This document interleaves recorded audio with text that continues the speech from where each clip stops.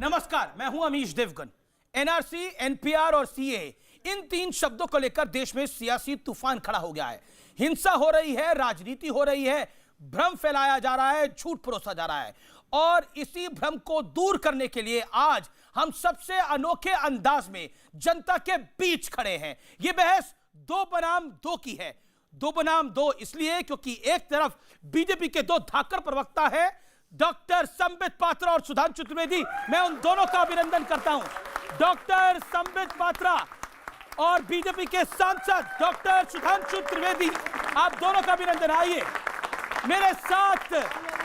और इनसे सियासी अखाड़ा लड़ने के लिए मेरे साथ मौजूद है कांग्रेस के दो कद्दावर नेता, 3 टाइम मंत्री रहे, कांग्रेस के धाकड़ नेता हारून यूसुफ, और इनका साथ देंगे कांग्रेस के धुरंधर नेता, एकमात्र संत, स्टार प्रचारक आचार्य प्रमोद कृष्णम। आप दोनों का भी अभिनंदन है। आइए हारून साहब, आचार्य प्रमोद कृष्णम, आपका भी अभिनंदन है।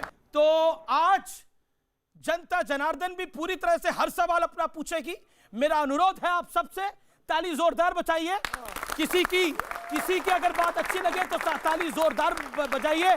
सवाल पूछना हो तो हाथ खड़ा करिए, शांति से सवालों का जवाब भी दिया जाएगा। लेकिन सबसे पहले नागरिकता के नाम पर जो कुछ चल रहा है उससे जुड़ी हुई एक रिपोर्ट देखते हैं। क्या वाकई विपक्ष जानबूझकर पूरा खेल खेल रहा है या फिर भ्रम सरकार की तरफ से फैलाया जा रहा है? आज इसी पर सबसे अनोखी, टेलीविजन इतिहास की सबसे अनोखी बहस। आप अर्थव्यवस्था को चला नहीं पाए, इसीलिए आप नफरत के पीछे छुप रहे हो।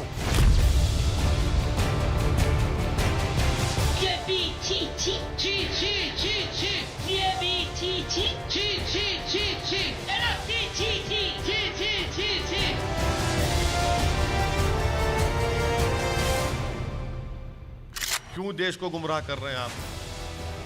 एनपीआर, एनआरसी की तरफ पहला कदम है कि आप मानेंगे अपनी गलती को। आप देश को मिसलीड कर रहे हैं, आप गलत कह रहे हैं।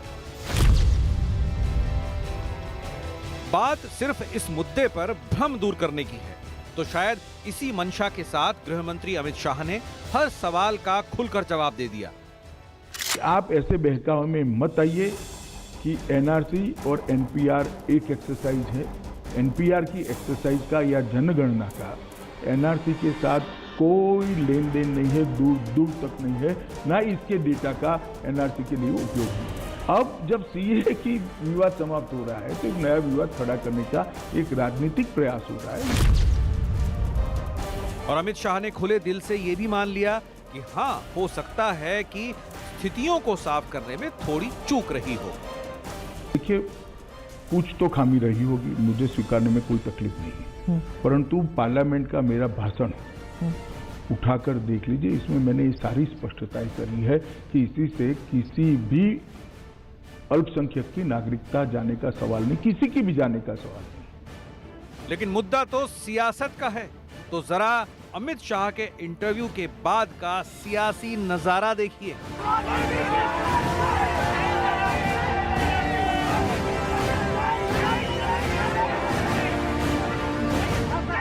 हमारे संविधान से खिलवाड़ किया जा रहा है। और हैरानी की बात तो यह है कि एनपीआर यानी राष्ट्रीय जनसंख्या रजिस्टर का विरोध वो कांग्रेस कर रही है जिसने खुद 2010 में इसे लागू किया था। दूसरा, सोनिया गांधी जी, आप इस बात का जवाब दें, क्या एनआरसी आपके स्वर्गीय पति राजीव गांधी लाए थे? तो क्यों लाए थे? सोनिया गांधी जी के नेतृत्व में पूरी कांग्रेस पार्टी झूठ बोलने में लगी है। भारत की सरकार ने जो कानून बनाया है वो गांधी की आत्मा की हत्या करता है।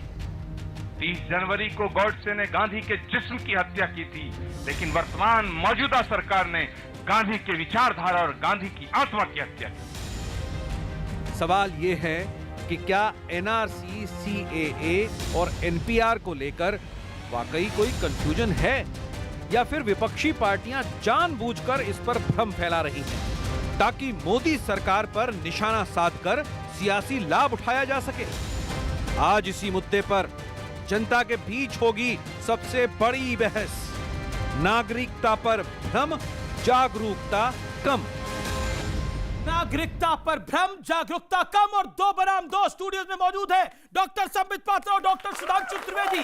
सामने मौजूद है हारून यूसुफ साहब, कांग्रेस के कद्दावर नेता, 3 टाइम मंत्री, और साथ में आचार्य प्रमोद कृष्णम। मैं सबसे पहले आपसे शुरू करता हूं, आप सब दोनों से ही शुरू करता हूं, सुधांशु त्रिवेदी और संबित पात्रा। संबित, पहला सवाल आपसे, नागरिकता पर भ्रम ज्यादा है, जागरूकता कम है? देखिए, इसमें कोई दो मत नहीं है। जिस प्रकार भ्रम फैलाने की कोशिश की जा रही है वो हम सब देख रहे हैं। मैं तीनों विषय पे चंद सेकंड्स बोलता हूं। पहले सीएए, सिटीजनशिप अमेंडमेंट एक्ट। बार बार गृह में खड़े होकर, संसद में खड़े होकर देश के गृह मंत्री अमित शाह जी ने एक बात स्पष्टता के साथ कहा, और नरेंद्र मोदी जी ने इस पर हर आधे घंटे में ट्वीट भी किया है कि यह अधिकार देने वाला कानून है, किसी का अधिकार छीनने वाला नहीं है। किसी भी हिंदुस्तान के मुसलमान के ऊपर कोई प्रकार का गाज नहीं गिरता है, किसी का अधिकार नहीं छीनता है। मगर मैं आपको एक आज बड़ी बात दिखाने वाला हूं, यह आज तक टीवी में दिखाया नहीं गया है। यह है amendment of citizen rules 1956 in their application to the states of Gujarat and Rajasthan.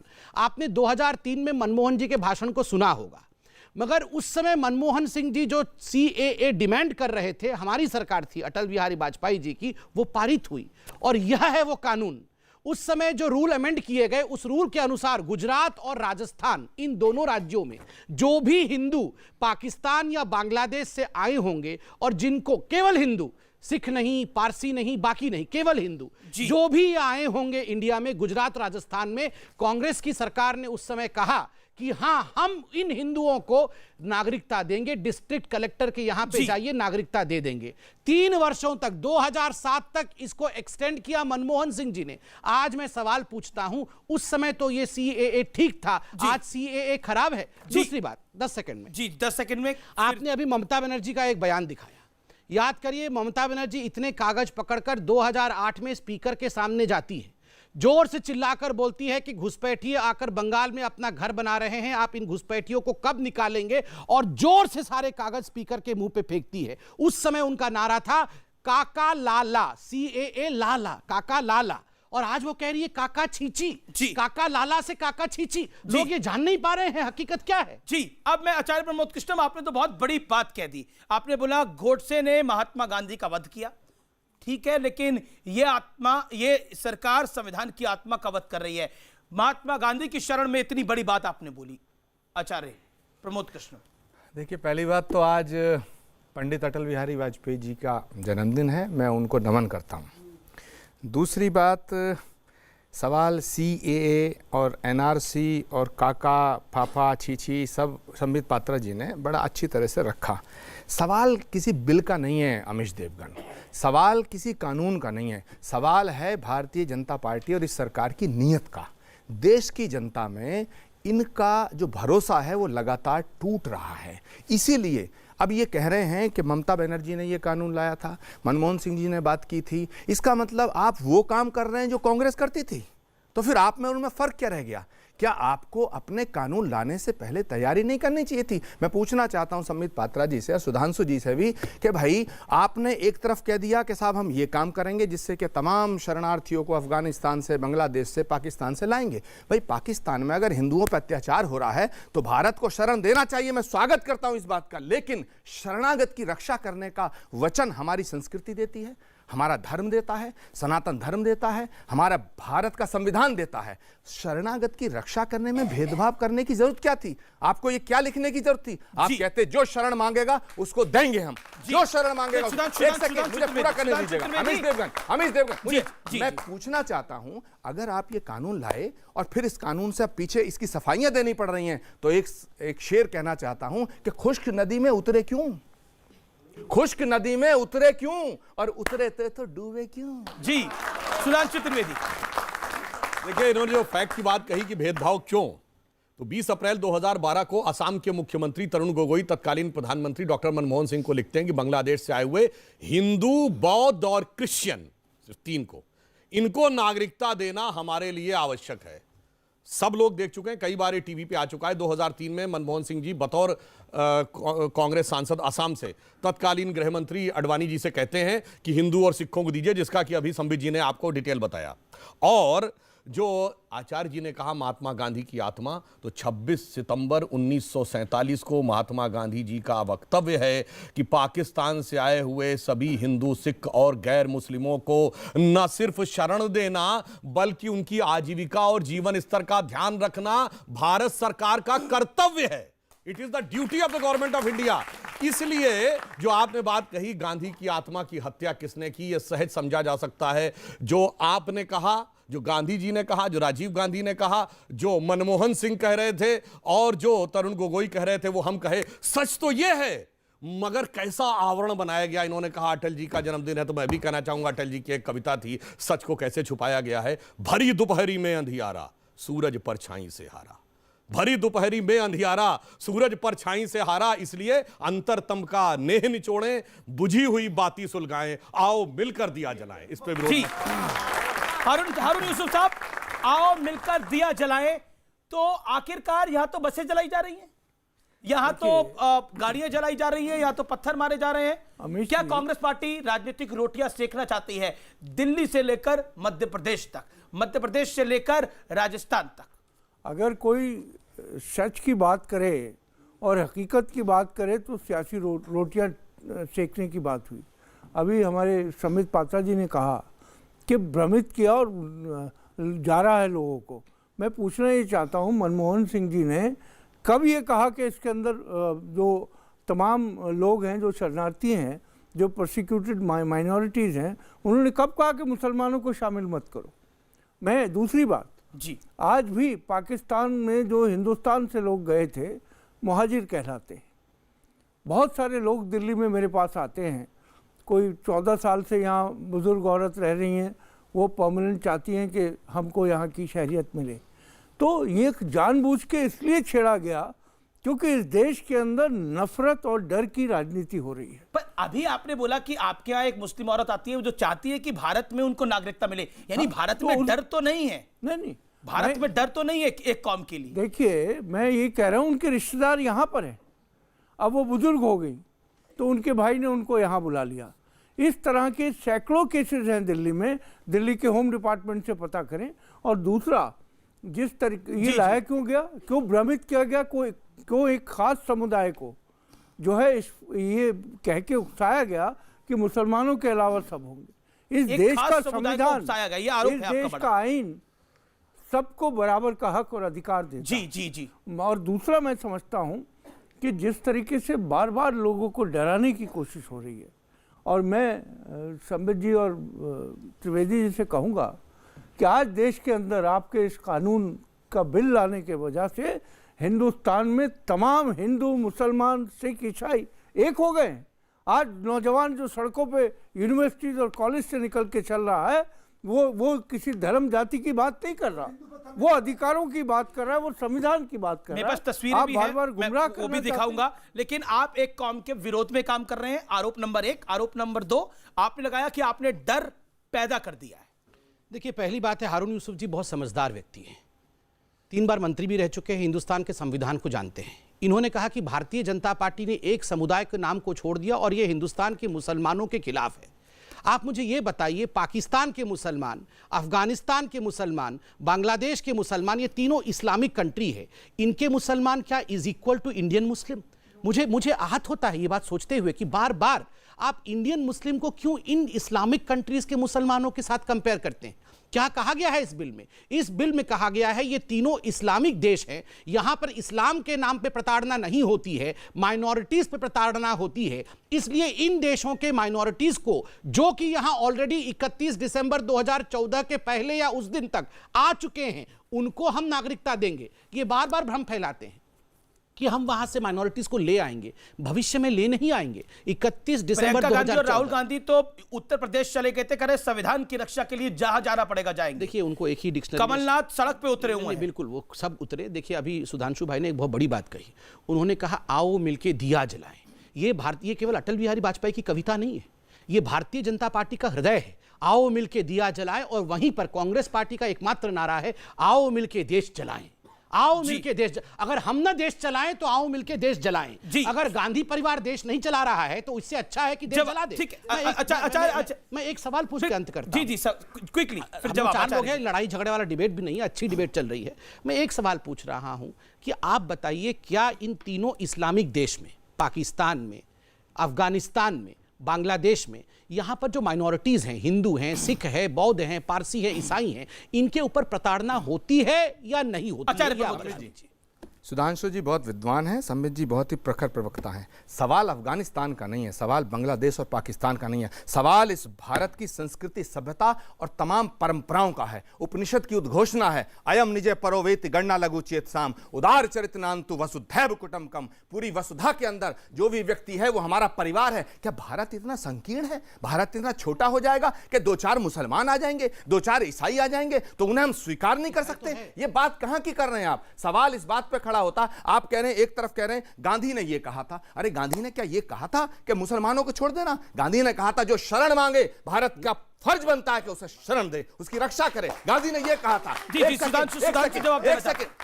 Amish Devgan, दूसरी बात मैं बड़े सम्मान के साथ पूछ रहा हूं, सुधांशु जी आप भी गौर करें इस बात पे। अमिश देवगन, पूरा दुनिया देखेगी आपका चैनल। मैं पूछना चाहता हूं, अगर आपको कुछ चेंज करना ही नहीं था, आप कह रहे हैं कि एक राशन कार्ड दे दोगे तो भी हो जाएगा, पोस्ट कार्ड लिख दोगे तो भी, तो फिर भाई इस बिल को लाने की जरूरत क्या थी? खाया पिया कुछ नहीं, गिलास तोड़ा चारा ना, ये क्या कहां की बात? अब आप सफाई देते घूम रहे हैं। अरे आपको अगर नहीं, आप कल तक ये कह रहे थे संसद के अंदर हम एनआरसी लाएंगे, पर इनकार हो गया कि सुनिए, दिया जलाने आपने की बात वादा करते किया हैं, था। आप देश जलाने की बात अमिश करते हैं। देवगन जी छोड़ो ना, ये देश जलाने की बात हम कर रहे हैं, हम कर रहे हैं। कैसी बात करते हैं? ये बोला, आरोप लगा की बात हम नहीं कर रहे। सुनिए, देश जलाने की बात और देश को बचाने की बात, माफ करना, इस देश का बच्चा देशभक्त है, देशद्रोही नहीं है। नियत को बदलो, दृष्टिकोण को बदलो, नजरिए को बदलो। ठीक है, सुधांशु त्रिवेदी जवाब। मुझे इस देश में कोई देशद्रोही नजर नहीं आता। आचार्य जी ने कहा कि महात्मा गांधी ने कहा था, मैं कोट कर दे रहा हूं, कि यह भारत सरकार का प्रथम कर्तव्य है कि हिंदू और सिख जो पाकिस्तान में नहीं रहना चाहते उनको न सिर्फ यहां शरण दें बल्कि व्यवसाय दें और उनका जीवन सुंदर बनाएं। महात्मा गांधी के selected works of Mahatma Gandhi volume 96, जिसमें 7 जुलाई से लेकर 26 सितंबर अभी यूसुफ साहब ने कहा कि वहां मुहाजिरों के साथ ये होता है। आपको पता है पाकिस्तान का पहला प्रधानमंत्री कौन था? लियाकत अली, मुहाजिर थे। कोई हिंदू रहा है प्रधानमंत्री? पहला विदेश मंत्री कौन था? जफरुल्लाह खां, अहमदिया। मोहम्मद अली जिन्ना क्या था? शिया।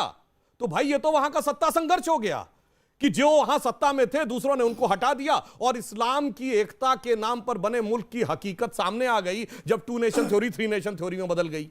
इसलिए मैं अभी जो आचार्य जी ने एक और बात कही कि साहब वो पाकिस्तान और उनको लेने में हमने कब गलती, हम कब कह रहे हैं? जो यहां से हिंदू और सिख थे उस इलाके के, या बौद्ध थे, जैन थे, वो तो फंस गए थे। जो मुस्लिम थे, भारत में 2 प्रकार के मुस्लिम थे, एक जो महात्मा गांधी के भारत के साथ यहां रहे और दूसरे जो जिन्ना के साथ वहां गए। वो कह के नहीं गए, उन्होंने कहा लड़ के लेंगे पाकिस्तान, छीन के लेंगे पाकिस्तान, तोड़ के लेंगे पाकिस्तान, और फिर भी हम चलो देने को तैयार हैं। अगर आपको एक मजेदार बात बता देता हूं, हम सबने गाना सुना है ना, हम लाए हैं तूफान से कश्ती निकाल के। उसकी आखिरी लाइन क्या थी? बरसों के बाद फिर उड़े बादल गुलाल के। ठीक इसी की नकल पे पाकिस्तान में गाना बना था कि हम लाए हैं तूफान से कश्ती निकाल के, इस मुल्क को रखना मेरे बच्चों संभाल के। और उसकी आखिरी लाइन थी, बरसों के बाद फिर उड़े परचम हिलाल के। तो कहिए कि पाक सरजमी, दामने रहमत की सरजमी और परचम हिलाल के झंडे तले मुसलमान महफूज नहीं है, मोदी के हिंदुस्तान में महफूज है। एक बात कहिए तो ठीक है। ओके, आचार्य जी कुछ कहना चाह रहे थे? हारून जी आप बोलिए। त्रिवेदी जी ने बड़े जोश में जो बात यहाँ कही है, मैं एक शेर कहना चाहता हूँ कि मौजे हवादिस उनको भी, ए मौजे हवादिस उनको भी 2-4 थपेड़े हल्के से, कुछ लोग जो साहिल पर बैठे तूफान का नज़ारा करते हैं। आज जो ये अमित शाह जी जो होम मिनिस्टर हैं हमारे, उन्होंने जिस तरीके से एकदम, सर इसी में एक लाइन जोड़ दूं, पायल के गमों का इल्म नहीं, झनकार की बातें करते हैं। जी मैं शायर तो नहीं हूँ लेकिन आप बड़े विद्वान हैं इस मामले में। जी लेकिन जिस तरीके से हारून जी पेतरा बदला गया, अमित शाह जी ने हर चैनल के ऊपर जो है उन्होंने कहा कि ये एनआरसी की बात नहीं कर रहे थे, हम एनपीआर की बात कर रहे थे। मैं कहना ये चाहता हूँ कि इस देश के लोगों को खुदा के वास्ते ऐसा भी मत समझो कि बहरे हो गए और अंधे हो गए। आपने पार्लियामेंट में कहा हमारे होम मिनिस्टर अमित शाह जी ने कि ये एनआरसी कैब खत्म होते ही एनआरसी लागू कर देंगे। किसको डरा रहे हैं, किसको धमका रहे हैं? आज पूरा देश आग में झुलस रहा है। कोई अगर कहे कि किसी को उकसाने पे हुआ, आपने भी सरकारें चलाई, मैं आपसे कह रहा हूँ, आप चाहते हैं कि आग में झुलसे ये देश? देखिए, हम चाहते हैं कि अमन और शांति का देश है। अगर कोई वायलेंस या हिंसा की बात करता है, हम उसकी कड़ी निंदा करते हैं। मैं एक सेकंड अमित शाह की वो बाइट सुना सकता हूं आपको? क्या वो जो तशद्दुद है, ठीक है, संबित पात्रा या जंग रिएक्शन है, जी वो कौन एलिमेंट करवा रहा है? जी संबित 40 सेकंड, फिर अमित शाह की बाइट। देखिए, मुझे लगता है आज हम सारे डॉक्यूमेंट्स और फैक्ट्स देश को दिखाएं। ये तू मेमे वाला डिबेट नहीं है, फैक्ट्स रखने वाला डिबेट है। इसीलिए इसको आज हमने रखा है, दो बनाम दो। अभी इन्होंने कहा, आचार्य जी ने कहा, 2-4 मुसलमान बांग्लादेश से, पाकिस्तान से आ जाएंगे तो हमारा क्या होगा? देखिए, आईएमडीटी एक्ट को 2005 में रिपील करते हुए, उसे खारिज करते हुए सुप्रीम कोर्ट ने कहा था कि ये सरकार, भारत की सरकारें क्या कर रही है, ये आंखें बंद करके क्यों बैठी है? इतने घुसपैठिए हिंदुस्तान के अंदर रोज घुस रहे हैं। This is quote unquote external aggression. उन्होंने कहा यह देश के अंदर एक युद्ध की स्थिति है, इसको तुरंत कंट्रोल किया जाए। हम यहां पर घुसपैठियों के लिए क्यों लड़ रहे हैं, मैं यह जानना चाहता हूं। अमीश भाई, यह देश मेरा, आपका, हारून यूसुफ भाई का बिल्कुल है, और इस देश के संसाधनों पर, रिसोर्सेस पर हारून भाई और मेरा बराबर का हक है। घुसपैठिया आकर मेरा या हारून भाई का हक क्यों खाए? उस घुसपैठिए, उस रोहिंग्यान के लिए हम क्यों लड़ रहे हैं? यह सवाल नंबर 1 है, केवल वोट बैंक की राजनीति के लिए। दूसरी बात, यहां पर एनपीआर की बात हुई है। देखिए, एनपीआर यूपीए की सरकार के समय आया। 2010 में किस प्रकार से, तो फिर सब कुछ आप यूपीए की सरकार का ले रहे हो, तो फिर सरकार ये लाने की आवश्यकता क्या? सुनिए, नहीं, इसमें हंसने वाली बात नहीं। जी, सवाल है मेरा। कुछ कॉमन सेंस, देखिए कॉमन सेंस भी आजकल बड़ा अनकॉमन है। सेंसस हर 10 वर्ष में होता है, ये यूपीए या एनडीए का नहीं होता है। जनगणना हर राष्ट्र में 10 वर्षों, इंडिया में 10 वर्ष में होता है। 2011 में हुई थी, 2021 यूपीए जनगणना करती थी तो भारतीय जनता पार्टी आके कहेगी कि नहीं, ये तो यूपीए की जनगणना थी, हम जनगणना नहीं करेंगे। अगर सुनिए ना, जी, ये एनपीआर 2010 में चिदम्बरम साहब ने, उस समय प्रतिभा पाटिल जो हमारी देश की प्रथम नागरिक थी, उनके घर में खड़े होकर एनपीए को घोषित किया, उनको पत्र दिया, और पूरे हिंदुस्तान में प्रतिभा पाटिल के बाद दूसरी नागरिक जो एनपीआर में रजिस्टर हुई, उनका नाम सोनिया गांधी है। आज वही एनपीआर बुरा हो गया। और मैं एक बहुत बड़ा कागज दिखाने वाला हूं, यह है वो उत्तर। लोकसभा में खड़े होकर एमएचए 2012 में जितेंद्र सिंह जो इनके मंत्री थे, उन्होंने क्या कहा है? उन्होंने कहा है कि जितेंद्र सिंह की बात कर रहे हैं आप? यस जी, उन्होंने कहा है कि ये जो एनपीआर हम ला रहे हैं, this is the precursor of NRC. हम पहले एनपीआर लाएंगे और उसके बाद एनआरसी करेंगे। उस समय आप एनआरसी करना चाहते थे और आज आप इस प्रकार चिल्ला रहे हैं। जी, आज क्या आपको लगता है कि आप भी राजनीतिक रोटियां यानी पॉलिटिकल गेम खेल रहे हैं आचार्य प्रमोद कृष्णम? आपको भी लग रहा है कि इससे राहुल गांधी भी रीलॉन्च हो जाएंगे और कांग्रेस भी दोबारा खड़ी हो जाएगी? देखिए, सुधांशु त्रिवेदी जी ने बड़े अदब के साथ ये बात कही कि उड़ रहे थे वो बादल हिलाल के, यानी कि इन्होंने ये बताने की कोशिश की है कि जो मुसलमानों ने जश्न मनाया वो एक इस्लाम के नज़रिए से मनाया और ये डिवीज़न होना चाहिए। मैं एक बात कहना चाहता हूँ, जिन्ना, इमरान खान और ओवैसी मुसलमानों की आवाज़ नहीं है। मुसलमानों की आवाज़ वो महात्मा है जो राजघाट पे सो रहा है। मुसलमानों की आवाज़ वो पेड़ हैं। जब देश की आज़ादी की लड़ाई लड़ी जा रही थी तो सैकड़ों उलेमाओं को उन पे लटकाया गया था। मुसलमानों की आवाज़ बीर अब्दुल हमीद की छाती से टपका वो लहू है जो भारत माता की जय बोलता है। मुसलमानों की आवाज़, माफ़ करना सुधांशु जी, जिन्ना कभी नहीं हो सकते, ओवैसी कभी नहीं हो सकता। मुसलमानों की आवाज़ समाजवादी पार्टी और बसपा और फलानी दिमागी पार्टियां नहीं है। मुसलमानों की आवाज़ हर वो हिंदुस्तान का हिंदू है जो हिंदुस्तान को एक रखना चाहता है। कैसी बात करते हैं? जी, आप कैसी बात करते हैं? जी, ये तो पाकिस्तान के मुसलमानों की आवाज बात कर रहे हैं आप लोग, तो ये सब हिंदुस्तान के मुसलमानों की आवाज है। मैं इनकी बात का जवाब मैं इनकी बात का जवाब दे देता हूं। आपने कहा कि मुसलमानों की आवाज जिन्ना नहीं थे, तो उसी जिन्ना के साथ 1916 लखनऊ कांग्रेस अधिवेशन, मुसलमानों के लिए पृथक निर्वाचन क्षेत्र होंगे, यह किसने स्वीकार किया? ऑल इंडिया कांग्रेस कमेटी के अधिवेशन में, जिसकी अध्यक्षता अंबिका चरण मजूमदार कर रहे थे। यह जिन्ना ने स्वीकार किया। और आपने कहा वो महात्मा, जिन्ना ने जब उसकी हिम्मत बढ़ गई 1916 में, तो 1920 में उसने कहा मैं महात्मा गांधी को महात्मा नहीं बोलूंगा। क्योंकि ये हिंदू उपाधि है। और आपने देखा होगा जितनी मूवीज देखी होंगी, हमेशा डॉक्यूमेंट में उसने मिस्टर मोहनदास करमचंद गांधी कहा है। क्या महात्मा की बात आप करते हैं। जी। और फिर उसकी हिम्मत उसके आगे बढ़ी, उसने 1924 में कहा अब मैं वंदे मातरम नहीं गाऊंगा। और उसके बाद जब क्रिप्स मिशन आया 1942 में, तो कांग्रेस ने ही ये बात कही कि ये गलत है अंग्रेजों की नीति कि वो मुस्लिम लीग से मुसलमानों के लिए बात करेंगे और हिंदुओं के लिए कांग्रेस से बात करेंगे, एक ही बात होगी मुसलमानों और हिंदुओं की कांग्रेस से। मगर 46 में खुद ही बात करने लगे जिन्ना से, और आखिर उन्होंने प्रस्ताव भी पारित कर दिया। इसलिए ये यथार्थ हम सबको पता है। और वीर अब्दुल हमीद की शहादत की 50वीं वर्षगांठ 2015 में हुई। कौन गया? सिर्फ भाजपा ही गए। सेकुलरिज्म का सूरमा गए, याकूब मेनन के नमाजे जनाजा वाले गए, अफजल गुरु को हालात का मारा कहने वाले। यही तो अंतर है साहब, कहते कुछ और हैं, करते कुछ और हैं। रह के बदलते हैं दिन रात नए चोले, अंदर से बड़े जालिम बाहर से बड़े भोले। आपकी नजर एक शेर है त्रिवेदी जी कि दामन पे कोई दाग न खंजर पे कोई बूंद, दामन पे कोई दाग न खंजर पे कोई बूंद, तुम कत्ल करो हो के करामात करो। और यही इस देश के अंदर हो रहा है। आप कह रहे हैं आज देश का नौजवान, देश के छात्राएं कंधे से कंधा मिलाकर इस डर के माहौल को खत्म कर रहे हैं। जितना ज्यादा डरेंगे, हिंदुस्तान के अंदर लोगों के अंदर एक खौफ महसूस होगा। और हिंदुस्तान के लोग जिन्होंने अंग्रेजों को भगाया था यहाँ से, अरे साहब आपने तो ऐसा खंजर पड़ा है, अंग्रेजों को भगाया था, ऐसा खंजर पड़ा है उस पाकिस्तान का आवाम बड़ा सक्षम है बौद्धों में। जो आपने बोला ना खंजर पे, अरे बहुत दर्द है, बहुत जुदा है इस दर्द की कैफियत मेरी। इधर मेरे दर्द की इंतहा नहीं और तू कहता जख्म तो दिखता ही नहीं। जी संबित। देखिए अच्छा है, शेरो शायरी चल रहा है। मैं बहुत ज्यादा शेरो शायरी नहीं जानता हूं, इसलिए मैं कुछ सवाल, तीखे सवाल जो कि फैक्ट्स पे है, मैं फैक्ट्स रखने वाला हूं और पूछने वाला हूं, क्योंकि देश फैक्ट्स जानना चाहता है। ये आपका एक वाइट पेपर है जो कि MHA ministry of home affairs ने जारी किया था, सवालों के जवाब 2012 में। उसमें प्रश्न था, is it necessary to register for NPR, national population register में हमें रजिस्टर करना पड़ेगा। आपके गृह मंत्री ने जो व्हाइट पेपर जारी किया उसमें उन्होंने लिखा, it is compulsory for every citizen of the country to register in NPR, National Register of Indian Citizen, as amended in 2004. The NPR is the first step towards NRIC.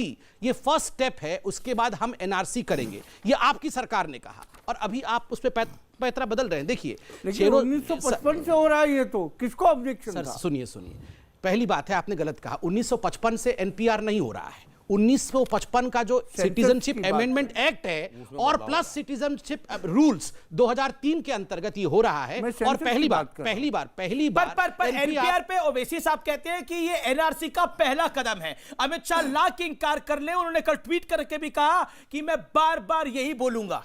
देखिए जहां तक ओवैसी और यही कांग्रेस कह रही है। देखिए जहां तक ओवैसी साहब का सवाल है, मैं उनको शुरू से ही नियो जिन्ना कहता हूं। वो जिन्ना बनने की कोशिश में है। और एक बात तो कांग्रेस ने जिन्ना के साथ खड़ा कर दिया। कोई बात नहीं, वो नियो जिन्ना है। और याद करिए जब डीमोनेटाइजेशन हुआ था तो यही वो ओवैसी थे जो ATM का भी धर्म ढूंढ रहे थे। जी। ये मुसलमान इलाके का ATM है, इसमें पैसा नहीं है, और ये हिंदू इलाके का ATM है, इसमें पैसा है। जी। इस प्रकार से ATM का भी धर्म ढूंढ लेते हैं। आचार्य प्रमोद कृष्ण को जवाब देते हैं। और आचार्य प्रमोद कृष्ण, ओवैसी तो कह रहे हैं ये NPR जो है वो NRC का पहला कदम है। लेकिन स्वामी दीपांकर ने एक बात को लिखा, उन्होंने बोला NRC ना हुआ, देवकी का आठवां पुत्र हो गया कि पैदा होने से पहले कंस को अपना अंत नजर आने लगा है कि ये देवकी का 8वां पुत्र हो गया, भगवान कृष्ण हो गए, सबको लग रहा है अंत हो जाएगा इसके बाद। देखिए बहुत सारी बातें हैं, बहुत बड़ा मुद्दा है। मुझे ये समझ में नहीं आ रहा है कि संबित पात्रा जी और इनकी सरकार, सुधांशु जी और इनकी पार्टी ये कहना क्या चाहते हैं। कभी कहते हैं हम ये कर रहे हैं लेकिन इसलिए कर रहे हैं क्योंकि मनमोहन सिंह जी ने किया था, कभी कहते हैं हम ये कर रहे हैं लेकिन इसलिए कर रहे हैं क्योंकि ये महात्मा गांधी ने कहा था। भाई महात्मा गांधी ने ये कहाँ कहा? अभी आपने पढ़ के बताया उनका स्टेटमेंट। उन्होंने कहाँ कहा कि मुसलमान को नहीं अलाउ करेंगे आप? मैं कह रहा हूं आप सारे शरणार्थियों को अलाउ करिए। शरणार्थी में और घुसपैठिए में फर्क होता है। अगर कोई घुसपैठिया भारत में है उसे बाहर करते क्यों नहीं? आप निकालिए। आप घुसपैठिए बाहर नहीं निकालते ना, आप घुसपैठिए नहीं निकालते, आप डिवीजन करना चाहते हैं। मैं कहना चाहता हूं संबित जी कि आप क्या कहना चाह रहे हैं कि धर्म के नाम पे डिवीजन कर रहे हैं ये लोग? एब्सोल्युटली। और मैं कहना चाहता हूं ये धर्म के नाम पे डिवीजन करके अपनी सत्ता बरकरार करना चाहते हैं, हिंदुओं को भी मूर्ख बनाना चाहते हैं। ये एक मुसलमान को, एक घुसपैठियों को जिस दिन बाहर कर दें, आप बता देना ये तो बैकफुट पे आए पड़े।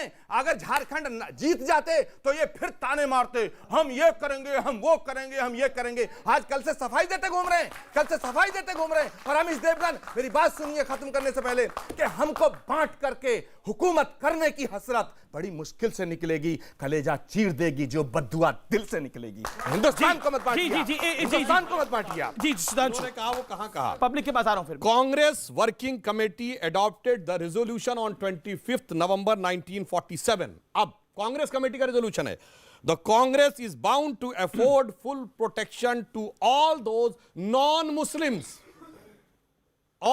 non-Muslims from Pakistan who have crossed the border and come over India or may do say save in life in future.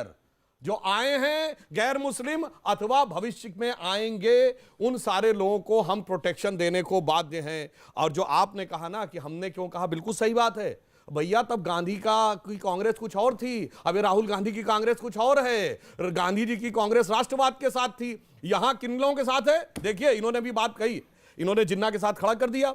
जिन्ना की पार्टी क्या थी? मुस्लिम लीग के साथ इनका गठबंधन है। कहां? केरल में। और MIM के साथ आंध्र में सरकार चला चुके हैं मिलके भाई, तो ये हमेशा उनके साथ रहे हैं। और नहीं, पर आप भूल गए ये शिवसेना के महाराष्ट्र में है, ये शिवसेना के साथ महाराष्ट्र में भी। अमीश, और सुनिए एक सेकंड, ये कह रहे हैं कि आप सत्ता के लिए सब कुछ कर रहे हैं। एक वाक्य पूरा कांग्रेस सुनिए। और इतना ही नहीं, वो महात्मा गांधी की कांग्रेस थी, और डॉक्टर मनमोहन सिंह ने क्या कहा? मुस्लिम should have first right over the national resources of India. ये सेक्युलरिज्म था। इसीलिए मैं कहता हूं, आपने बोला, मैं कहता हूं अंग्रेजों ने हमको बांटा, फिर भी अपने देश की खातिर। आपने हर परिवेश को बांटा कुर्सी के उद्देश्य की खातिर। जी 10 सेकंड सरकार वाली बात। सुधांशु जी, कांग्रेस अगर मुस्लिम लीग का समर्थन कभी सदियों पहले लेती है तो वो देशद्रोही, और तुम महबूबा मुफ्ती की PDP के साथ केरल में आज भी है मुस्लिम लीग से गठबंधन। और सुनिए, अरे हमने तो छोड़ दिया। अरे साहब कैसी बात कर रहे हैं? चमन को सींचने में पत्नियां कुछ झड़ गई होंगी, उस पे यही इल्जाम है बेवफाई का। मगर कलियों को जिसने अपने हाथों से वही दावा करते हैं, वतन की रहनुमाई का क्या बात करते हैं? जी संबित पात्रा, इनका बड़ा आरोप है। देखिए, इस पूरी बात में एक चीज गौर होगी, उन्होंने बोला आप सरकार को बनाए रखने के लिए ये सब कुछ कर रहे हैं, आप लकीर खींच रहे हैं सरकार को बनाए रखने के लिए। देखिए अमीश भाई, 2014 में भारतीय जनता पार्टी को एक ऐतिहासिक मैंडेट मिला था। उसके बाद 2019 में उससे बड़ा मैंडेट मिला। 303 सीट के साथ नरेंद्र मोदी देश के प्रधानमंत्री बने। देश में ऐसे बहुत सारे इश्यूज थे जिनके ऊपर कोई राजनीतिक दल कोई निर्णायक फैसला लेना नहीं चाहती थी। आर्टिकल 370, लोग कहते थे इस पे हाथ लगा के देखो देश में आग लग जाएगी। मंदिर के विषय में लोग कहते थे अब मंदिर वही बनाएंगे, तारीख नहीं बताएंगे। ये आचार्य जी मुझे रोज शाम को आप ही के डिबेट पे यहां खड़ा होकर चिढ़ाते थे, तारीख बताने की हिम्मत है तो बता के दिखाओ। CAA के लिए यही कहते थे कि CAA ला के दिखाओ। आज नरेंद्र मोदी जी का जो ऐतिहासिक मैंडेट है, ये ऐतिहासिक कामों के लिए है। जो विषय कभी नहीं सॉल्व हो सकता था, आज मंदिर का विषय सॉल्व है। ये लोग मना करते थे सॉल्व मत करो, आज आर्टिकल 370 हट गया, देश में आग नहीं लगा। शरणार्थी, जो लोग हिंदुस्तान में इतने वर्षों से अपने अधिकार के लिए पड़े हुए थे, उनको अधिकार देने का काम किया। इन्होंने कहा इतने बड़े बड़े महात्मा गांधी, सत्ता के लिए आप सब कुछ कर रहे हैं, ये इनका आरोप है। सत्ता के लिए हम नहीं कर रहे हैं। प्रियंका गांधी का भी यही आरोप है, राहुल गांधी का भी यही आरोप है। ये जो लोग बस में आग लगा रहे हैं, जो लोग देश को बांटने की कोशिश कर रहे हैं, जो लोग अपने कर रहे थे तो सब कुछ ठीक है, मगर हम वही कर रहे हैं तो बुरा है, क्योंकि ये देश का प्रोसीजर है। वो सत्ता के लिए कर रहे हैं। आप जानते हैं यहां बैठी जनता, शायद मैं उनको इन्फॉर्म कर दूं, 90% लोग जिनको ये सिटीजनशिप दी जाएगी 31 दिसंबर 2014 तक, 95% लोग दलित हैं। वाल्मीकि, मटुआ, ओट कम्युनिटी, मेघवाल कम्युनिटी, सारे दलित। मैं नरेंद्र मोदी जी को आज धन्यवाद देता हूं दलितों के लिए। ये किसी धर्म, आप केवल धर्म के विषय मत सोचिए, दलित, पीड़ित, संकुचित, उन लोगों के लिए जिस प्रकार से उनके लिए जो नरेंद्र मोदी जी ने किया है, सैल्यूट टू नरेंद्र मोदी जी। लेकिन मुझे कुछ फैक्ट मुझे भी बताने होंगे। तेजस्वी यादव कहते हैं, हारून यूसुफ आपके साथ उनका गठबंधन भी है, वो कहते हैं मुसलमान तो सिर्फ बहाना है, असली निशाना तो दलित और पिछड़े हैं जनाब। समझ जाइए। ये कह रहे हैं ये तो दलितों के लिए, संबित पात्रा ने कुछ फैक्ट्स को रखा। आज ढक किस चीज को रहे हैं आप? ढक इस चीज को रहे हैं कि देश की अर्थव्यवस्था बर्बाद हुई है, नौजवान भविष्य ढूंढ रहा है अपना। जिस तरीके से आज छोटे छोटे कारोबारी धक्के खा रहे हैं, बच्चों की फीस नहीं दे पा रहे हैं, उससे ध्यान भटकाने के लिए हिंदू मुसलमान करते रहिए, लेकिन इस देश के ये तो कर रहे हैं, पर आपके लोग धरना क्यों कर रहे हैं? आपके लोग राजघाट पर ये कर रहे हैं, आपके लोग धरना क्यों कर रहे हैं राजघाट पर? आपके लोग भी तो, आपके मुख्यमंत्री निकले हुए हैं सड़कों पे। देखिए, धरना देना संवैधानिक अधिकार है, जो हिंदुस्तान की डेमोक्रेसी में जो फंडामेंटल राइट है। हमें अगर कोई चीज से सहमत नहीं है, आप हर उस आवाज को कुचलना चाहते हैं जो आपके खिलाफ एक जी जी जी जी जी जी एक एक करके आपका, फिर आपका। जी बोलिए। मेरा नाम हेमंत सिंह है, गोत्र मेरा परिहार है। आप कहते हैं सवाल पूछिए। नहीं, सवाल पे आ रहा हूं मैं। जी जी हेमंत सिंह गोत्र मेरा परिहार है। आप कहते हैं कि इस प्रोटेस्ट को मुसलमान कर रहे हैं। बनारस के मेरे दो मित्र हैं, एक का नाम है संजीव सिंह ठाकुर है, दूसरा अर्पित गिरी है, वो पंडित है। दोनों को बनारस पुलिस ने 19 तारीख को जेल में डाल दिया क्योंकि वो इस कानून का विरोध कर रहे थे, है ना। अर्पित गिरी लॉ का स्टूडेंट है, उसके 3 एग्जाम छूट गए। 8 गंभीर धाराएं उन पे लगाई गई हैं। वो प्रोटेस्ट कर रहे थे, वहाँ पे लड़की छेड़ने नहीं गए थे। बनारस पुलिस ने वहाँ पे लड़की छेड़ने का आरोप उस लड़के पे लगाया है ना। जो कौन कह रहा है छेड़ा हुआ? जी जी आप अपनी बात रखिए ना, अपनी बात, सवाल पूछिए।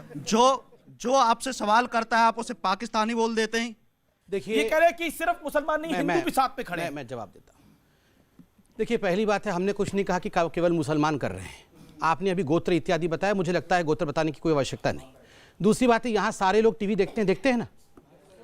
टीवी में वो दृश्य मैंने देखा है अमीश भाई, कल आपने जो एक्सपोजे किया है वो वीडियो मैंने न्यूज़ 18 के माध्यम से देखा है। पुलिस के ऊपर किस प्रकार से हमला हो रहा है, एक मोटरसाइकिल जला के आप पुलिस के ऊपर फेंक रहे हैं। बेंगलुरु में वो दृश्य देखा है जहां एक पाइप बिछा के पुलिस के बस को रोकते हो, पत्थर बस में लोड होकर आता है और पत्थर पुलिस के ऊपर मारा जा रहा है। वह दृश्य भी मैंने देखा है गुजरात के अंदर जहां लिंचिंग हो रही है पुलिस ऑफिसरों की, एक कोने में खड़े करके बड़े बड़े पत्थर पुलिस वालों के सर के ऊपर मारे जा रहे हैं। क्या करेंगे? लेकिन इस युवा के सवाल का जवाब, देश को आप कहाँ लेके जा रहे हैं? मैं उसी का जवाब, गुजरात में भी सरकार आपकी, केंद्र में भी आपकी, यूपी में भी आपकी, यहाँ पर भी आपकी, यहाँ योगी वहां मोदी। अमीश भाई एकदम कान खोल के सुन लीजिए एक बात, पुलिस का क्या काम है? जिस बस को जलाया गया था पहली बार दिल्ली में, उस बस के अंदर यात्री बैठे थे, 35 यात्री अफरा तफरी में भाग गए। अगर 35 यात्री उसके अंदर मर जाते तो आप बोलते पुलिस क्या कर रही थी? पुलिस क्या कर रही थी, क्यों नहीं बचा पाई?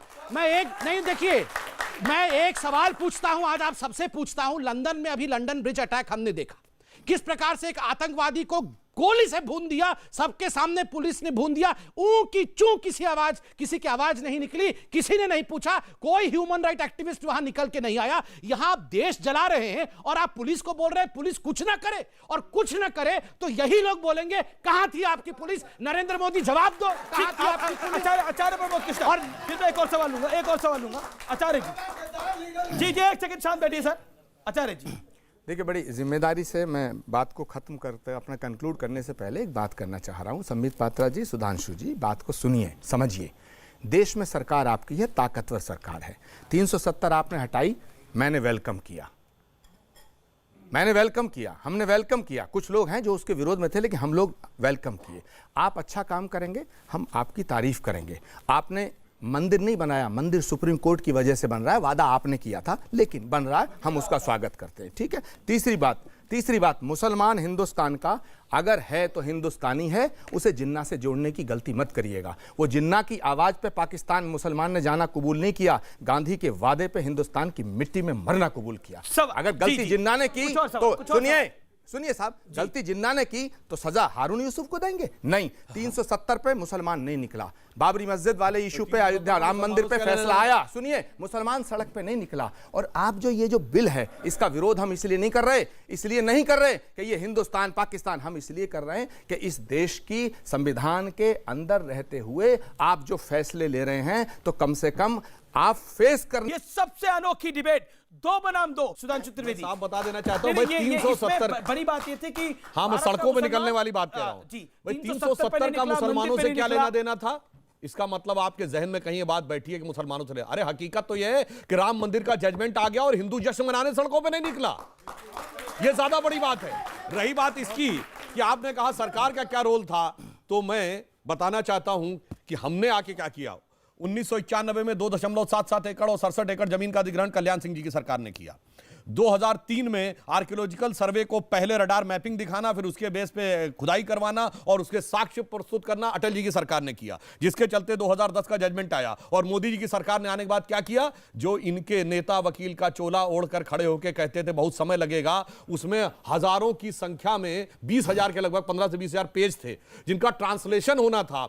हमारी सरकार ने दिन रात लगाकर ताबड़तोड़ ट्रांसलेशन करके कोर्ट को दे दिया और निर्णय आज हमारे सामने आ गया। एक बात तो बताइए,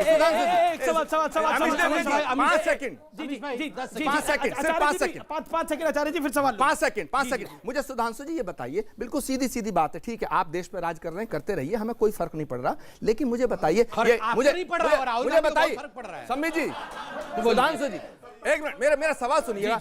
नहीं मेरा सवाल सुनिएगा, मेरा सवाल सुनिएगा, मेरा सवाल सुनिएगा। हारून जी कुछ कह रहे हैं, क्या कह रहे हैं हारून जी क्या कह रहे हैं? सितारा है, क्या कह रहे हैं? राहुल जी की चिंता है, इनको चिंता रहती है और कई और भी लोग हैं जो बहुत ज्यादा चिंतित रहते हैं उनसे। आप भी तो चिंतित राहुल हो राहुल जी गांधी के लिए। की लीडरशिप में ये देश के तमाम धर्मों के मानने वाले लोग एक ऐसा हिंदुस्तान होगा जो कि अब इनको मिसालें मिलनी शुरू हो गई हैं झारखंड से, छत्तीसगढ़ से, दूसरी जगहों से। एक साल में महाराष्ट्र, राजस्थान, मध्य प्रदेश 12 महीनों में 5 राज्य। मैं ये कहना चाहता हूँ कि झूठ की राजनीति नहीं चल सकती। दिल्ली और आपके पास आ जाएगा, दिल्ली आपके पास आ राम जाएगा। मंदिर की जो आपने बात की, हिंदुस्तान के मुसलमान ने जो कोर्ट का आदेश था सुप्रीम कोर्ट का, उसको कबूल किया। कई एक आवाज उठी, जी आप उनको बार बार जो है हारून भाई तो आप मुसलमानों को करना चाहते हैं। मैं हारून भाई सुन लीजिए, एक सेकंड। देखिए आचार्य जी ने अभी बहुत बड़ी बात कही, आपने शायद मिस कर दिया। आचार्य जी ने, और सही भी कहा, आचार्य जी ने कहा कि हिंदुस्तान के मुसलमान को आप जिन्ना से क्यों जोड़ते हो? बिल्कुल नहीं जोड़ते। हिंदुस्तान के जिन्ना के कारण आप हारून यूसुफ को सजा क्यों दे रहे हो? मैं आज आपके इस मंच पे, हारून जी मेरे बड़े भाई की तरह मैं बहुत सम्मान करता हूं, इंडिया के रेस्पेक्टेड सिटीजन है, मैं उनसे पूछता हूं इस सीएए के बिल ने हारून यूसुफ को कैसे सजा दी? मुझे आज यहां बता दिया जाए। हारून यूसुफ जी हारून यूसुफ जी आपके पार्टनर ने कहा है कि आपको इस सरकार ने सजा दी है। मैं आज आपके जुबानी, और मैं नहीं, ये कैमरे लगे हुए हैं, करोड़ों खरबों लोग आपको देखेंगे, आप बताइए कि आपको कैसे सजा मिली है? अगर यही हो जाए, यही प्रूव हो जाए, वाकयुद्ध से प्रूव हो जाए हमारी हिंदुस्तानियत का और जो राष्ट्रीयता का है उसका प्रमाण है। नहीं कि आप संविधान के खिलाफ एक खास कम्युनिटी को उससे अलग कर देते हैं और उसके बाद फिर आप तरह तरह के तर्क देते हैं। हारून भाई एक सेकंड, लेकिन यहाँ पर जो अलग किया गया है, यहाँ पर केवल और केवल पाकिस्तान के मुसलमानों को अलग किया गया है कि चूंकि आप इस्लामिक देश में हैं, आप यहाँ शरणार्थी नहीं बन सकते हैं प्रताड़ना के कारण। यहाँ पर आचार्य जी ने कहा, मानेंगे, मैंने लिख लिया है यहाँ पर, हारून यूसुफ को मोदी जी ने सजा दिया। मैं आज बतौर उनके जुबानी सुनना चाहता हूं कि मोदी जी हिंदुस्तान के मुसलमान हैं, तो लीजिए, और उनके मुंह में जानना चाहता हूं कि उनको सजा कैसे मिली। हारून जी को सुनने ऐड कर दूं इसमें। जी एक बात स्पष्ट कर दूं, हमने ये नहीं कहा है कि मुसलमानों को नागरिकता नहीं देंगे, ये कहा है धार्मिक प्रताड़ना के आधार पर नहीं देंगे, व्यक्तिगत आधार पर लेना चाहें। 566 लोगों को गृह मंत्री जी ने बताया दिया है। याद है बड़े बढ़िया गायक थे जिन्होंने कहा था भर दे झोली मेरी या मोहम्मद, तेरे दर से न जाऊंगा खाली। अरे उन्होंने कहा हमने झोली भर दी, ऐसा नहीं है कि कोई मांगेगा तो हम झोली भरने को तैयार हैं। देश का नौजवान, देश के छात्र और छात्राएं जो हैं, वो जितनी ज्यादा उनके अंदर इंतशार पैदा हुआ, जितना उनके अंदर गुस्सा है, उसको देखकर बयान बदल रहे हैं। ठीक है। मुझे सबसे ज्यादा आश्चर्य ये होता है, क्या आप बैकफुट पे आ गए हैं? आप पे आरोप बार-बार लग रहा है, क्या आप बैकफुट पर है इस पूरे मसले को लेकर? झारखंड के नतीजों के बाद आपको भी लग गया कि अब मामला फंस गया है? उन्होंने, प्रधानमंत्री जी ने यह कहा कि अभी तो एनआरसी का ड्राफ्ट तक नहीं आया। मैंने कई टीवी चैनल्स पे लोगों से पूछा कि आपने सिटीजनशिप अमेंडमेंट बिल और एनआरसी का बिल पढ़ लिया? लोगों ने कहा हाँ। मैंने कहा एनआरसी का तो बिल आया ही नहीं भाई, पढ़ कहां से लिया? अब भाई ड्राफ्ट आ जाए, उसमें यह लिखा हो कि ये, तो आप कह सकते हैं हमें इस लाइन पे प्रॉब्लम है, हमें इस लाइन पे ये संशोधन की आवश्यकता है। जो आया ही नहीं, सूत न कपात जुलाए तो मानसिकता में प्रॉब्लम है। सवाल ये है कि मानसिकता की जहां तक बात है, सुनिए, पॉलिटिकल उत्तर प्रदेश कांग्रेस कमेटी और ये तरुण गोगोई जी के वक्तव्य में क्लियर कट हिंदू, बौद्ध और क्रिश्चियन लिखा है, मुस्लिम नहीं लिखा, मगर उसमें प्रॉब्लम नहीं है। हमने हिंदू, बौद्ध और क्रिश्चियन लिखा तो मुस्लिम में प्रॉब्लम। भ्रम इतना फैलाया जा रहा है, क्या आपको लगता नहीं है एक जिम्मेदार नागरिक होने के नाते वो भ्रम ना फैलाया जाए? इस देश में मुसलमानों को कुछ नहीं हो रहा है। अमित कोई देव- उनको बाहर जाने के लिए नहीं बोल रहा। अगर कोई जाने को बोलेगा, आप में से कोई भी बोले, इस देश का कोई नेता बोले, तो अमीश देवगन सबसे पहले खड़ा होगा। लेकिन लेकिन लेकिन लेकिन भ्रम और झूठ उतना बड़ा नहीं होना चाहिए। मेरा मुल्क जल जाए, इनका मुल्क जल जाए, आप सबका मुल्क जल जाए। अमीश देवगन जी, सुधांशु जी ने कहा मामला फंसा नहीं है, उलझ गया है। अगर बंगाल में अराजकता होती है, वायलेंस होता है, तो तुम्हारा गली मोहल्ले का छोटा मोटा सारे नेता चिल्ला चिल्ला कहते हैं ममता बनर्जी बर्खास्त करो, गुंडा राज है, जंगल राज है, आतंकवादी राज है। अरे भाई सुनिए सुनिए, आप मुझे बताइए, क्या उत्तर प्रदेश के अंदर जो उत्तर प्रदेश जल रहा है, उत्तर प्रदेश जो जल रहा है, उसकी शांति व्यवस्था कायम करने की जिम्मेदारी योगी आदित्यनाथ की है नहीं है? इस्तीफा मांगिए योगी आदित्यनाथ का। जी, जी, जी। क्यों हो रहा है ये हो क्यों रहा? इस्तीफा दे, जवाब दे रहा हूं। आराम से आराम से। आप इस्तीफा देना। आचार्य जी हम ये नहीं कह रहे हैं। यहाँ दंगा नहीं करना है। आचार्य जी, शांति, शांतम पापम, शांति, क्या उत्तर प्रदेश में शांति है? अरे शांति आचार्य जी, यहाँ तो शांति रखिए। अमीश जी, मैं इसका जवाब देना चाहूंगा और आचार्य जी से निवेदन करूंगा। आचार्य जी, यहाँ तो हम दंगे करने नहीं आए हैं ना, यहाँ तो शांति से बोलने के लिए हम तो चिल्ला भी, आप इधर भड़क क्यों रहे हैं? आराम से, शांति से। देखिए, पहली बात, इन्होंने कहा कि कांग्रेस में किसको, हमने तो किसको मुल्ला नहीं कहा, किसी को पाकिस्तानी नहीं कहा, खुद अपने मन से बना रहे हैं। मगर एक बात मैंने सुना है, हाफिज सईद ने कहा कि आई लव कांग्रेस पार्टी, ये मैंने सुना है। ये हाफिज सईद का बयान है कि मुझे कांग्रेस से बहुत प्यार है। आप सबने सुना होगा, आचार्य जी। यही विडंबना है, हाफिज सईद वही बोलता है जो आप बुलवाते हैं। यही विडंबना है, इमरान खान वो बोलता है जो आप बुलवाते हैं। यही विडंबना है, यही विडंबना है, यही प्रॉब्लम। आराम से, आराम से। यही प्रॉब्लम। अरे वाटर कैनन डालना पड़ेगा सर, आराम से, आराम से। ठीक है, ठीक है, ठीक है। इमरान खान आईएसआई वो बोलते हैं जो आप बुलवाते हैं। आचार्य जी, आप बोलने दीजिए ना। आचार्य जी, ऐसे नहीं होता है आचार्य जी, ऐसे। साहब बोलिए, स्वागत। आचार्य जी, वहां भी बस चलाएंगे, यहाँ भी हम पे पत्थर फेंकेंगे। अच्छा, स्वागत, अच्छा, बोलिए। मैं एक बात बहुत स्पष्टता के साथ और करोड़ों जनता को कह रहा हूं और शांत चित्त से कह रहा हूं, देश का जो विभाजन हुआ था, जो धर्म के आधार पर हुआ था, दो व्यक्तियों की महत्वाकांक्षा के कारण हुआ था। जिन्ना के महत्वाकांक्षा के कारण क्योंकि वो बनना चाहता था, और नेहरू जी के महत्वाकांक्षा के कारण क्योंकि वो भी बनना चाहते थे। और अभी भी ये जो लड़ाई हो रही है, सक्सेसफुल नहीं होगा, मगर ये पुनः देश को विभाजित करना चाहते हैं, क्योंकि किसी भी कीमत पर राहुल को बनाना है। वो बन नहीं पाएंगे, मगर बनाना है। ये बड़ा आरोप आपने लगा दिया। बिल्कुल, यही जवाब दिया जाएगा। जी, जवाब दिया जाएगा। और अमीश भाई, आप बड़ा आरोप लगा दिया। भाई, मैं देश से कहता हूं, देश से कहता हूं, मोदी जी के पीछे लाम बंद होके पत्थर की तरह खड़े हो जाओ। मोदी है तो मुमकिन है। यह व्यक्ति केवल और केवल देश को सुधारने के लिए, देश को बांटने के लिए नहीं। ठीक है, एक सेकंड सुधांशु, अब क्योंकि बड़ा आरोप लगा दिया है और फिर आप जवाब दीजिएगा कि ये राहुल गांधी को बनाने के लिए पूरी गेम खेली जा रही है। हारून जी, देखिए, कयास आराइयाँ लगाना, ट्रोल आर्मी पीछे लगा देना सोशल मीडिया पे, पर ये तो सब खुला काम आरोप रहा लगाया। है। ये सब काम रहा है। तो खुला आरोप लगाया। नहीं, खुला आरोप नहीं, ये सच्चाई। यही सच्चाई है। यही सच्चाई। जी, आप राहुल गांधी को पीएम बनाना चाहते हैं। एक second, don't miss. Rahul Gandhi अगर प्राइम मिनिस्टर बनना चाहते जी, तो मनमोहन सिंह जी ने स्वयं कहा था कि अब राहुल जी को टेक ओवर करना चाहिए देश के प्रधानमंत्री। राहुल जी ने उस समय ये कहा था कि मैं जब आऊँगा तो अपनी ताकत और अपने बूते के बल पर आऊँगा, क्योंकि मनमोहन सिंह जी हमारे बहुत ही सीनियर और बहुत ही सम्मानित नेता हैं। राहुल गांधी तो तब बन सकते थे अगर ये लालच होता कि मैं एक दिन का प्राइम मिनिस्टर बन जाऊंगा तो सारी जिंदगी मेरे साथ एसपीजी जो पहले हुआ करती थी, अब तो सीआरपीएफ कर दी है इन्होंने, सुरक्षा ही हटा दी है इन्होंने। तो आज ये तमाम खौफ जो है ये राहुल गांधी जवाब है और प्रियंका गांधी जी से इस पूरी भारतीय जनता पार्टी को है। प्रधानमंत्री का पद उनके लिए बड़ा नहीं है। चाहते हैं तो मनमोहन सिंह ने ऑफर दे दिया था तभी बन जाते थे। प्रधानमंत्री बनने के लिए वो सब कुछ नहीं करेंगे, ये कहा हारून जी ने। नहीं, बिल्कुल प्रधानमंत्री बनने की उनकी इच्छा सर माथे पर। वैसे कहावत है ना नौमन तेल होगा ना राधा नाचेंगी। जी, आचार्य जी 14 में 80% देश के राज्यों पे आपका कब्जा था। आपका ये एरोगेंस और आपका ना सुनना, अपनी चलाना, आज सिकुड़ के इतने रह गए हो। 2-3 स्टेट और बचे, हम इन्हें भी छीनेंगे आपसे। आप चिंता मत करो, हम छीन के रहेंगे, हम छीन के रहेंगे। संबित से सवाल पूछा गया। बैठिए, आप आराम से बैठिए भाई साहब। देखिए, मैं लास्ट में एक बहुत बड़ी बात कहने वाला। जी 2003 में मनमोहन जी ने कहा कि जो बांग्लादेश, अफगानिस्तान और पाकिस्तान के माइनॉरिटीज है उनको सिटीजनशिप दी जाए। हमने माना भी और आज वो हो भी रहा है, मगर सोनिया जी वो नहीं चाहती है। आपको समझना होगा, मनमोहन